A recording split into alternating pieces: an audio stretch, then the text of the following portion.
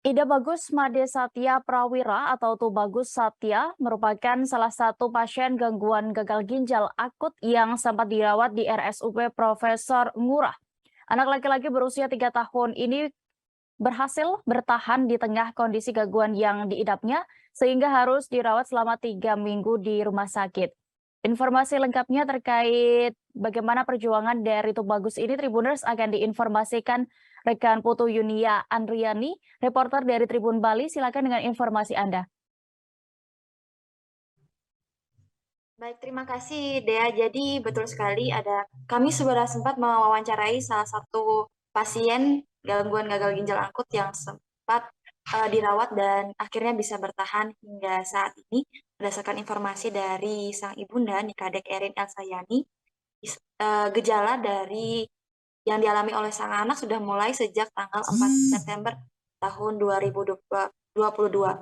Kemudian pihak keluarga membawa Tubagus menuju ke klinik untuk mendapatkan perawatan dari dokter setempat dan sudah diberikan obat. Namun selama 2 kali pengobatan di klinik tersebut tidak ada perubahan yang terjadi pada Tubagus.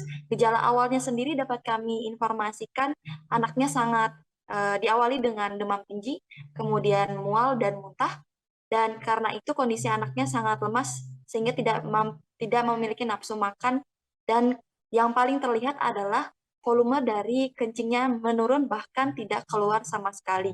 Sehingga pada tanggal 13 September 2022, Tubagus dirujuk ke Rumah Sakit Puri Bunda dan Pasar, dan melalui pengecekan laboratorium Tubagus dinyatakan mengidap gangguan gagal ginjal akut.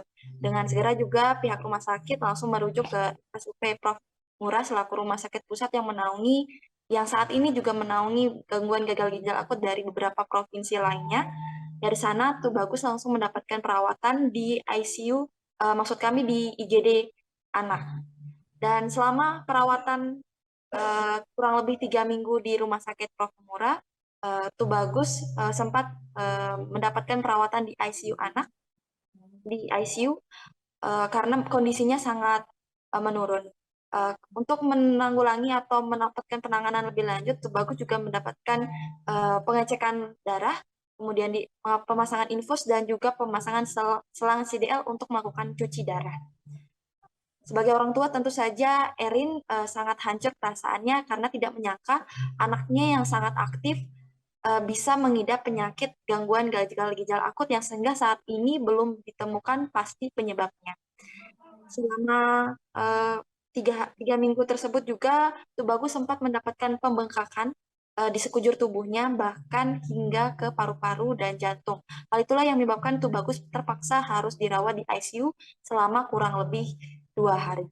Total pelaksanaan cuci darah sendiri yang dilakukan Tubagus selama sebanyak 7 kali, yang jika ditotalkan seluruh pembiayaannya bisa melebihi dari 60 juta rupiah. Namun seluruh biayanya telah ditanggung oleh BPJS sehingga tidak sedikit pun biaya yang dikeluarkan oleh Erin sekeluarga. Erin yang sempat bertemu dengan beberapa keluarga pasien lainnya juga mengatakan mereka mengalami gejala yang sama. Hanya saja gejala yang dialami Tubagus cukup berat karena dia sampai tidak bisa mengeluarkan kencing sama sekali selama kurang lebih 3 hari. Sementara yang lain hanya dalam jangka waktu 8 atau paling lama 24 jam. Sebelumnya, Erin sendiri tidak mengetahui bahwa pada saat itu sudah ada kasus terkait dengan gangguan gagal ginjal akut. Dan ia pun baru mengetahuinya pada saat anaknya dirujuk ke Rumah Sakit Puri Bunda. Hingga ditemui pada Selasa 25 Oktober 2022, kondisi Tubagus sendiri sudah membaik. Ia sudah bisa beraktivitas seperti biasanya, namun memang masih dibatasi dan masih terbatas juga karena selama 3 minggu itu Tubagus sendiri hanya berbaring di tempat tidur, sehingga dia membutuhkan penopang saat berdiri, dan jalannya sendiri kurang bagus dan masih butuh latihan. Sebagai anak yang aktif, ia juga masih dibatasi aktivitasnya di rumah karena untuk menjaga kondisi tubuh dan kondisi fisik dari Tubagus ini sendiri. Pada hasil kontrol terakhir pada hari Senin 24 Oktober, Tubagus dinyatakan tidak perlu melakukan kontrol dan hanya perlu melakukan pemantauan kencing. Apabila kencingnya kembali menurun, agar segera dibawa ke rumah sakit, dan apabila tidak bisa melakukan perawatan di rumah. Dengan kejadian ini, sebagai orang tua, Erin berharap agar anaknya dan bahkan seluruh orang tua lebih waspada terhadap perkembangan sang anak. Dan apabila terjadi demam ataupun batuk seperti yang sudah disebutkan di awal, agar dapat segera melakukan pemeriksaan, karena bisa saja penyakit seperti demam dan batuk yang biasa dialami oleh Tubagus sebagai seorang balita berusia 3 tahun 8 bulan ini bisa saja menyembunyikan hal yang lebih parah di dalam tubuhnya. Demikian informasi yang dapat kami sampaikan, Dea, kembali ke Anda. Baik, Tribunus Rekan Junior juga sudah melakukan wawancara langsung bersama Nikade Erin Elsyayani selaku dari ibu pasien. Berikut liputannya. Nggih, Swastiastu.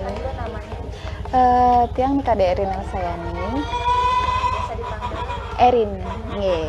Ibu berarti salah satu orang tua dari anaknya yang sempat sakit gagal ini. Nggih, Namanya benar. siapa, Bu? Ida Bagus Made Satya Prawira. Usianya? 3 tahun 8 bulan. Bu boleh ceritain gimana tuh gejala awalnya? Gejala awalnya dia demam tinggi, terus mual muntah, lemes, kurang beraktivitas, terus makan minum menurun, terus volume kencingnya berkurang sampai nggak kencing sih. Sampai nggak? Enggak, sampai nggak Itu kencing. berlangsung yang mana duluan itu, Bu? Apanya? Punya gejalanya ya? Kalau gejalanya itu demam dulu, mual muntah, terus abis itu mulai lemes. Terus dari lemes itu mulai dah makan dan minumnya tuh udah menurun. Terus yang paling ini sih